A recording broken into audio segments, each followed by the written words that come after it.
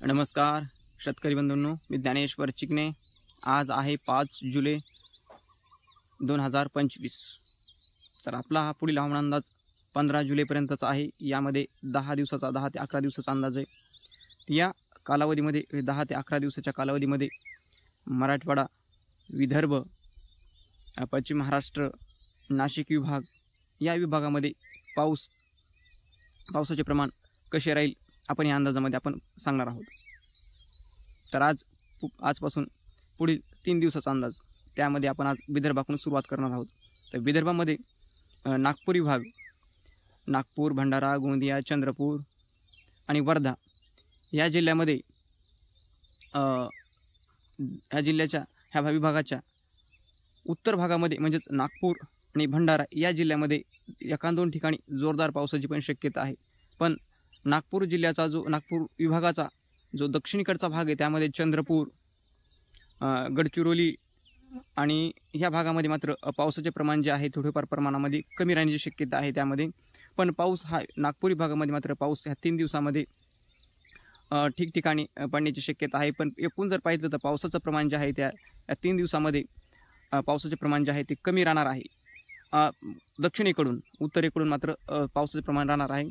आणि एकूण जर पाहिलं तर नागपूर विभागामध्ये मात्र तसा पाऊस मात्र कमी नाही एवढा मोठ्या क्षेत्रावर जे आहे पावसाचं प्रमाण जे आहे ते मात्र कमी नाही जास्त असं। अमरावती विभागामध्ये अमरावती, अकोला इथे मात्र आज पावसाची शक्यता आहे। आज उद्या मात्र अमरावती, अकोला या जिल्ह्यामध्ये पावसाचं प्रमाण जे आहे ते कमी होणार आहे। मात्र आज मात्र तिथे पावसाचे प्रमाण वाढलेले दिसून येईल। आज संध्याकाळी उद्या सकाळपर्यंत तिथं उद्यापासून अमरावती आणि अकोला या जिल्ह्यामध्ये मात्र पावसाचं प्रमाण जे आहे कमी होणार आहे। त्याचबरोबर बुलढाणा जिल्ह्याचा काही उत्तरेकडच्या भागामध्ये सुद्धा आज पावसाचे प्रमाण वाढणार आहे उद्या सकाळपर्यंत। पण उद्या सकाळपासून मात्र पुढील 2 दिवस हे पावसाचे प्रमाण जे आहे ते कमी राहणार आहे त्यामध्ये बुलढाणा जिल्ह्यामध्ये, त्यामध्ये देऊळगाव, राजा ह्या भागामध्ये। आणि तसेच त्या पाठोपाठ यवतमाळ, वर्धा, वाशिम या जिल्ह्यामध्ये सुद्धा तुरळक ठिकाणी पावसाची शक्यता आहे। आणि एकूण जर पाहिलं तर पूर्ण विदर्भ ह्या 3 दिवसामध्ये विदर्भामध्ये सुद्धा पावसाच्या सर्व क्षेत्रावर किंवा मोठ्या क्षेत्रावर पावसाचं स्वरूप नसेल, ठिकठिकाणीच पावसाचं प्रमाण जे असेल। पण एकूण जर पाहिलं तर विदर्भामध्ये पाऊस बंद नाही, पाऊस तुरळक ठिकाणी विदर्भामध्ये सुरू राहणार आहे। एका दोन ठिकाणी जोरदार स्वरूपाचा सुद्धा पाऊस पडू शकतो, पण तो मध्य प्रदेश लागत जिल्ह्यामध्येच, इकडे दक्षिण साईडला नाही। आता नाशिक विभागामध्ये पाहिलं आपण तर नाशिक विभागामध्ये धुळे, जळगाव आणि नंदुरबार, तर यामध्ये धुळे आणि नंदुरबार या जिल्ह्यामध्ये मात्र या 2-3 दिवसामध्ये पावसाचे प्रमाण वाढलेले दिसून येईल। आणि जळगाव जिल्ह्यामध्ये मात्र उद्या या पावसाच्या प्रमाणामध्ये वाढलेले दिसून येईल। उद्या किंवा रात्री सुद्धा पावसाचे प्रमाण वाढलेले दिसून येईल जळगाव जिल्ह्यामध्ये। आणि धुळे आणि नंदुरबार यामध्ये 3 दिवसामध्ये पावसाचे प्रमाण चांगल्या प्रमाणे वाढलेले दिसून येते। मध्यम ते जोरदार स्वरूपाची सुद्धा पावसाची शक्यता आहे। आता अहिल्यानगर जिल्हा, त्यामध्ये नाशिक विभागामध्ये अहिल्यानगर जिल्ह्यामध्ये सुद्धा पावसाचे प्रमाण जे आहे ते कमीच राहणार आहे। त्यामध्ये अहिल्यानगर जिल्ह्यामध्ये पावसाचं स्वरूप आहे ते तुरळक ठिकाणीच पावसाची शक्यता आहे। हलक्या स्वरूपाच्या सडाक्या पद्धतीच्या पावसाची शक्यता आहे। सर्वदूर अहिल्यानगर जिल्ह्यामध्ये कुठल्या क्षेत्रावर पावसाची शक्यता नाही, किंबहुना अहिल्यानगर जिल्ह्याचे जे 4 भाग केले आपण, 4 दक्षिण, उत्तर आणि पूर्व पश्चिम या 4 भागामधील पूर्ण एका भागामध्ये सुद्धा सर्वदूर अशा मोठ्या स्वरूपामध्ये पावसाची शक्यता नाही। तिथे सुद्धा पावसाचं प्रमाण जे आहे ते तुरळक ठिकाणीच पावसाचं स्वरूप राहणार आहे। आणि तिथे पाऊस सडाक्या पद्धतीचा पावसाचे स्वरूप आहे। आणि या पावसापासून काही शेतकऱ्यांना थोडाफार फायदा होऊ शकतो। पण पाऊस हा सर्वदूर नसल्यामुळे बरेच शेतकरी सुद्धा पाऊस हा शेतकऱ्यांच्या अपेक्षा पूर्ण करू शकणार नाही। तिथे पण ह्या 3 दिवसामध्ये अहिल्यानगर जिल्ह्यामध्ये सुद्धा पावसाचे प्रमाण जे अत्यंत कमी राहणार आहे। मराठवाड्याची बाब बघितली आता तर मराठवाड्यामध्ये मात्र या 3 दिवसामध्ये सुद्धा पावसाचं प्रमाण अत्यंत कमी राहणार आहे। त्यामध्ये परभणी जिल्हा, परभणी, हिंगोली, नांदेड आणि त्याचबरोबर धाराशिव, लातूर या जिल्ह्यामध्ये, बीड जिल्हा, ह्या 3-4 जिल्ह्यामध्ये अत्यंत पावसाचे प्रमाण जे आहे कमी राहणार आहे। विखुरलेल्या स्वरूपाचा पाऊस पडणार आहे 3 दिवसामध्ये मराठवाड्याच्या तुरळक ठिकाणी। ज्या शेतकऱ्यांचं स्प्रिंकलरची व्यवस्था आहे, ज्या शेतकऱ्यांकडे, त्या शेतकऱ्यांनी आपली पाणी देण्यास काय अडचण नाही, त्यांना स्प्रिंकलरनी पाणी द्यावे। कारण पुढे सुद्धा पावसाची शक्यता नाही मोठ्या प्रमाणामध्ये मराठवाड्यामध्ये।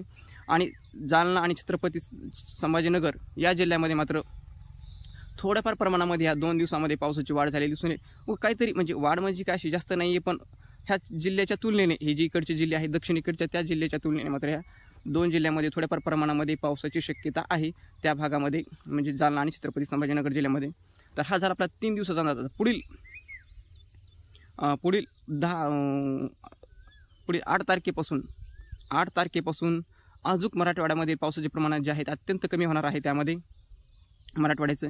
तर एकूण जर पाहिलं तर मराठवाड्याची स्थिती जर पुढील 15 तारखेपर्यंत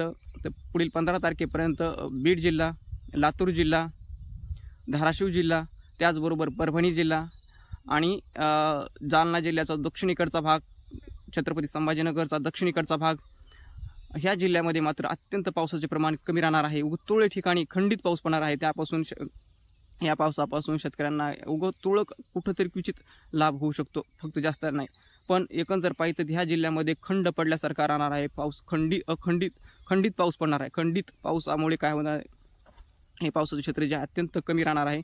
त्यामुळे शेतकऱ्यांची या शेतकऱ्यांची चिंतेत वाढ झालेली दिसून येणार आहे. पुढे 15 तारखेपर्यंत सुद्धा ह्या भागामध्ये या जिल्ह्यामध्ये पावसाची शक्यता नाही. पावसावर विसंबून तुमच्याकडे जर पाण्याची व्यवस्था असेल तर तुम्ही पाणी देऊ शकता, पण त्यामध्ये पाणी स्प्रिंकलरने द्या. म्हणजे आहे ते पुढील 15 तारखेपर्यंत या जिल्ह्यामध्ये अत्यंत पावसाचं प्रमाण कमी राहणार आहे. विखुरलेल्या स्वरूपाच्याच पावसाची शक्यता आहे. म्हणजे ह्या भागामध्ये खंड म्हटलं तरी काही हरकत नाही, अशा परिस्थिती निर्माण झालेली आहे. आता कोकण किनारपट्टी आणि पुणे विभाग. तर कोकण किनारपट्टीमध्ये मात्र पाऊस सुरूच राहणार आहे. त्यामध्ये हलक्या ते मध्यम स्वरूपाचा, आणि पुणे विभागामध्ये पुणे, सांगली, सातारा, कोल्हापूर या जिल्ह्यामध्ये सुद्धा हलक्या स्वरूपाच्या सरी पद्धतीचा पाऊस सुरूच राहणार आहे. आणि सोलापूर जिल्ह्यामध्ये मात्र पाऊस हा उघडीप देणार आहे. त्यामध्ये पुढील 3-4 दिवस सोलापूर जिल्ह्यामध्ये सुद्धा पावसाचं प्रमाण जे आहे अत्यंत कमी राहणार आहे. त्यामध्ये विखुरलेल्या स्वरूपाच्या सडाक्या पद्धतीचा तुरळक ठिकाणीच पावसाची शक्यता आहे सोलापूर जिल्ह्यामध्ये. आणि सोलापूर जिल्ह्याची सुद्धा स्थिती जी आहे ती मराठवाड्यासारखीच राहणार आहे. त्यामध्ये सुद्धा पावसाचं प्रमाण जे आहे पुढील 15 तारखेपर्यंत सोलापूर जिल्ह्यामध्ये सुद्धा पावसामध्ये काय वाढ झालेली दिसून येणार नाही, अशी एक अंदाज आहे. तर हा झाला आपला अंदाज. तर माऊली चिकणी हवामान अंदाज यूट्यूब चॅनल तुम्ही सबस्क्राईब करायला विसरू नका, शेअर करायला विसरू नका. धन्यवाद.